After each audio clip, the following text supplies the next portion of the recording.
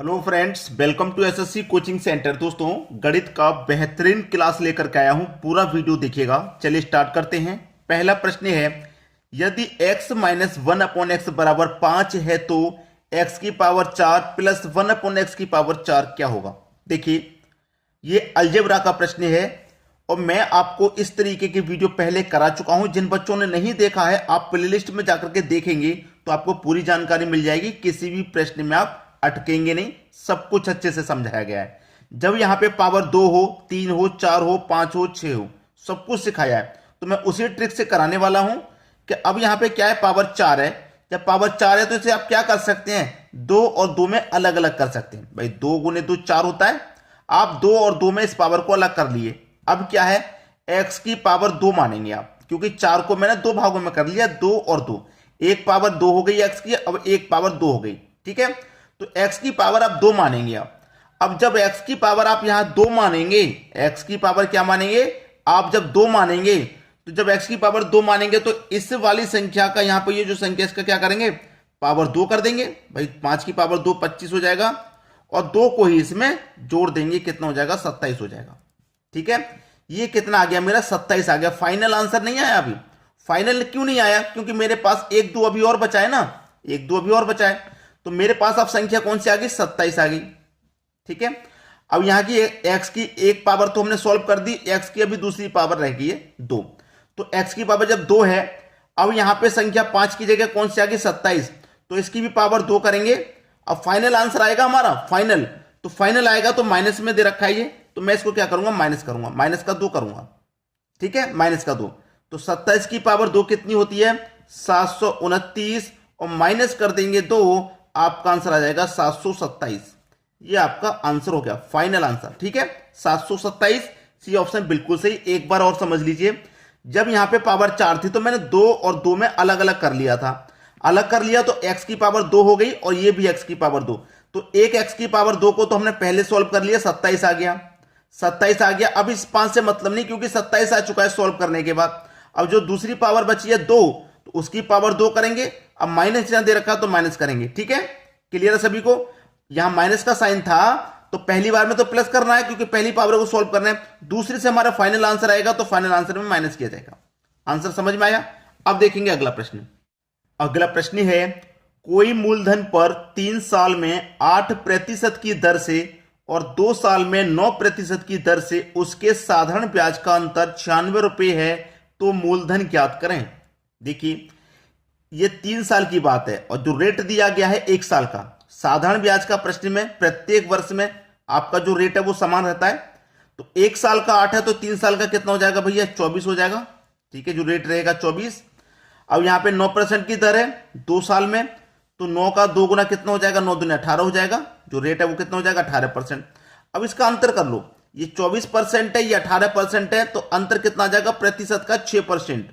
और ब्याज का अंतर कितना है, 96 रुपए। तो 6% की वैल्यू 96 रुपए के बराबर हो जाएगी। भाई अंतर कितना है यहाँ पे, 96 रुपए का, और प्रतिशत में जो दर का प्रतिशत है उसमें अंतर 6% का, तो 6% की वैल्यू 96। आपको क्या करना है, मूलधन बताना है। मूलधन क्या होता है, 100%। तो कैसे निकालेंगे 100% का मान, इस 96 में 6 से डिवाइड कर देंगे और 100% का मान निकालने के लिए 100 से गुना कर देंगे। आपका आंसर आ गया।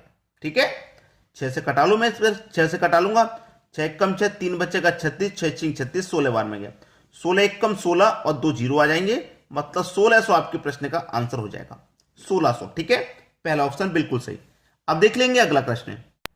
अगला प्रश्न है, ए का 10% बराबर है बी के 35% के बराबर है सी के 20% के, तो ए बी सी बराबर ज्ञात करें। ए बी सी का मान ज्ञात करना है।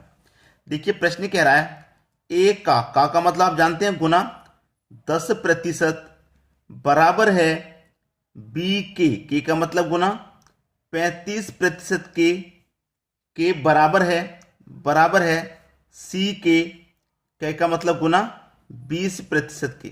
ठीक है, प्रतिशत। अब यहां पे एबीसी का मान पूछ रहा, तो सबसे पहले बराबर में ये प्रतिशत से प्रतिशत कैंसिल हो जाएगा पूरा। 5 से ये 2 बार में, 5 7 35 7 बार में, और 5 से ये 4 बार में गया। ठीक है, अब हमें क्या करना है, ए का मान निकालना है, बी का मान निकालना है, सी का मान निकालना है। ठीक है, इनका अनुपात निकालना है।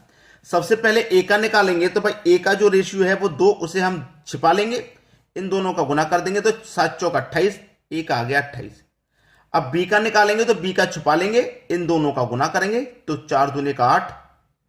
अब सी का निकालना तो सी वाले को छिपा लेंगे, 7 दूने का 14। ठीक है, ये निकल के आ गया। अब ये किसी संख्या से कट के छोटा अगर हो सकता है तो कर लीजिए, नहीं हो पाता तो छोड़ दीजिए। हो सकता है अभी तक आप बोलेंगे सर हो सकता है, 2 से कटाऊंगा मैं 14 बार में, 2 से कटाऊंगा 4 बार में, 2 से कटाऊंगा 7 बार में। किसी एक संख्या से ही तीनों कटनी चाहिए, तो ये 2 से कट गई तीनों, तो 14 4 7 ये आपके प्रश्न का बिल्कुल सही जवाब हो जाएगा। बात सभी को समझ में आ गई। अब देखेंगे अगला प्रश्न। अगला प्रश्न है, किसी त्रिभुज में 2a बराबर 3b बराबर 6c है तो कोण c का मान ज्ञात करें। आपके पास दे रखा है 2a 3b और 6c। इसका मतलब क्या है दोस्तों, मैं यहां पर अगर लिख लूं 2a बराबर 3b बराबर 6c, तो मैं ए बी सी का मान निकालूं, ए बी सी, तो मैं क्या करूंगा, ये ए का मान 2 है, ठीक है, बी का मान 3 है, सी का मान 6 है, ये मैंने लिख लिया। क्या ये सही अनुपात है? ये अभी सही अनुपात नहीं है क्योंकि 2 के साथ में दिया गया है। सही अनुपात कैसे निकालेंगे, हमें ए का निकालना है तो ए को छुपा लेंगे, बी और सी का गुना तो 3 6 18, ये हो गया ए का। बी का निकालना तो बी को छुपा लेंगे, इन दोनों का गुना 6 दूने का 12। सी का निकालना, सी को छुपा लो, 2 त्रिक का 6। अब ये कट सकता है तो कटा लो, 6 1 कम 6, 6 दूने का 12, 6 त्रिक का 18, ये निकल के आ गया। ठीक है, अब हमसे कह रहा है त्रिभुज में, जो त्रिभुज होता है दोस्तों, जो त्रिभुज होता है, त्रिभुज की मैं बात करूं, इसकी तीनों भुजाओं का योग कितना होता है? तीनों भुजाओं का योग होता है 180 डिग्री। ठीक है, जब हमारे पास तीनों भुजाओं का योग है तो तीनों अनुपातों का योग कर लें, तो 3 2 5 और 1 6, तो इस योग में अनुपात के योग से डिवाइड कर दो, 6 त्रिक का 18, 1 0 30 बार में गया। हमसे क्या पूछ रहा है, सी का मान ज्ञात करना, तो सी का जो रेशियो है वो कितना है 1, तो 30 का गुना 1 से कर दो, 30 हो जाएगा। ठीक है, ये आपके प्रश्न का बिल्कुल सही जवाब। सभी को प्रश्न समझ में आ गया? बी का पूछता तो बी से गुना कर दो, सी का ए का पूछा है तो ए से गुना कर दो। क्लियर सभी को? अब देखेंगे अगला सवाल। अगला प्रश्न है, 10 व्यक्ति किसी भोजन को 3 दिन में खत्म कर सकते हैं तो 5 व्यक्ति उस भोजन को कितने दिन में खत्म करेंगे? देखिए, एक फॉर्मूला होता है M1 D1 और T1 पूरे का बटा W1 बराबर M2 D2 T2 पूरे का बटा W2। M का मतलब होता है व्यक्ति कार्य करने वाला, तो कितने व्यक्ति हैं? 10 व्यक्ति हैं, 10 ले लो। उसके बाद में भोजन को 3 दिन में खत्म कर रहे हैं, तो दिन आपको कितना दे रखा है? 3। टाइम नहीं दे रखा तो टाइम को रहने दीजिए, जब नहीं दे रखा तो टाइम नहीं दे रखा ना तो रहने दो। टाइम मतलब 6 घंटे 7 घंटे ऐसे दे रखा होता तो उसे लेते, नहीं ले रखा तो छोड़ दो। वर्क का मतलब होता है, W का मतलब होता है वर्क, जो भी आपका वर्क है। ठीक है, तो वर्क भी यहां पर नहीं दे रखा कितने दिन में करना है। बाद में दे रखा है क्या? 5 व्यक्ति। कितने व्यक्ति? कितने मैन? 5 व्यक्ति, 5 मैन। कितने दिन में खत्म करेंगे? D2 पूछ रहा है, कितने दिन में खत्म करेंगे? D2 का पूछ रहा है। खत्म हो चुका भाई प्रश्न। तो 5 दूने का 10, 2 त्रिक का 6, D2 की वैल्यू आ गई 6, ये आपका सही जवाब। खत्म, 6 दिन हो गया, 6 दिन में खत्म कर देंगे बस। अब देखेंगे अगला सवाल। अगला सवाल है, पाइप ए किसी टंकी को 8 घंटे में भर सकता है। पाइप ए किसी टंकी को 8 घंटे में भर सकता है। पाइप बी 12 घंटे में भर सकता है, जो पाइप बी है वो 12 घंटे में भर सकता है। पाइप सी 4 घंटे में खाली कर सकता है, जो पाइप सी है ये 4 घंटे में खाली कर सकता है। ये खाली करने वाला है इसलिए इसे नेगेटिव, और ये भरने वाले हैं दोनों तो ये पॉजिटिव ले लेंगे।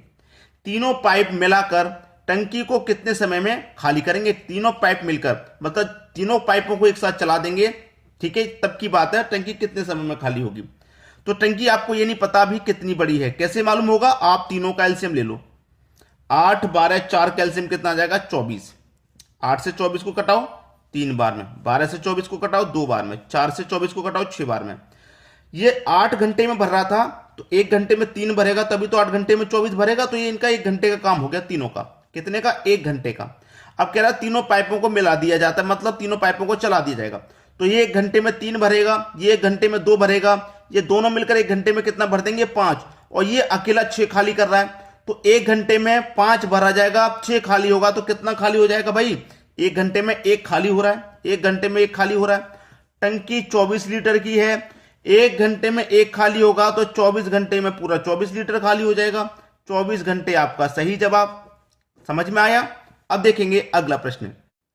अगला प्रश्न है ए और बी मिलकर किसी काम को 20 दिन में कर सकते हैं। ए और बी मिलकर की बात है, दोनों को मिला देंगे मतलब दोनों को जोड़ देंगे। दोनों मिलकर काम को किस दिन में कर सकते हैं? 20 दिन में कर सकते हैं। बी अकेले 25 दिन में कर सकता है। जो बी है वो अकेले 25 दिन में कर सकता है उसी काम को। तो ए अकेला कितने दिन में करेगा? काम कितना है?